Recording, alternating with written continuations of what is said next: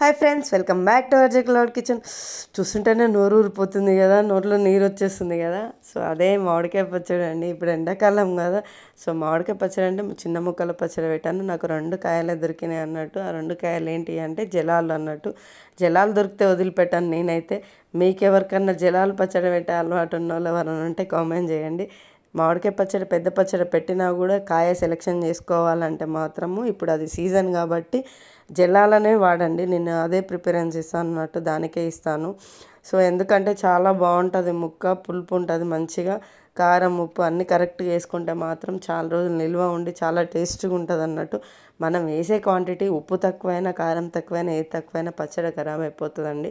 So అందుకని చెప్పేసి చేసేటప్పుడే మనం కొలతల ప్రకారం ఎంత తీసుకోవాలి, ఏం క్వాంటిటీ తీసుకోవాలనేది పెద్ద పచ్చడికి చూడాలి. చిన్నదానికైనా అంతే, రోటి పచ్చడికైనా మన టేస్ట్కి తగ్గట్టు మనం వేసుకోవాలన్నట్టు. రోటి పచ్చడి కూడా చేసి చూపిస్తా.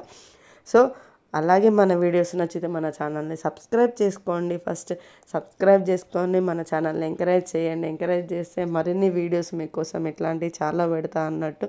సో చూసి మీరు కూడా ఇంట్లో చేయండి, ట్రై చేయండి. ఎప్పుడు అమ్మ కానీ అత్తమ్మ కానీ వీలు పెట్టియడమే కాకుండా మనం కూడా ఇంట్లో చేసుకుంటే పిల్లలు కూడా మన పద్ధతుల్లో అలవాటు అయిపోతుంది అన్నట్టు వాళ్ళకి.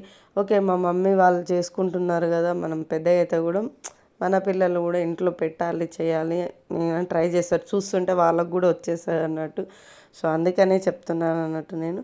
సో చాలా అంటే చాలా టేస్ట్గా వచ్చింది. మా పిల్లలు అయితే అసలు ఇక అది వదిలిపెట్టట్లేరు, రోజు పెట్టుకొని తింటున్నారు. అది పెట్టిన కానించి అది దాన్ని కొంచెం మగ్గని ఇట్లా ఉప్పు కారం కూడా వటనీయకుండానే కలుపుకొని తింటూనే ఉన్నారు పెట్టుకొని. అంత టేస్ట్గా వచ్చింది అన్నట్టు పచ్చడి.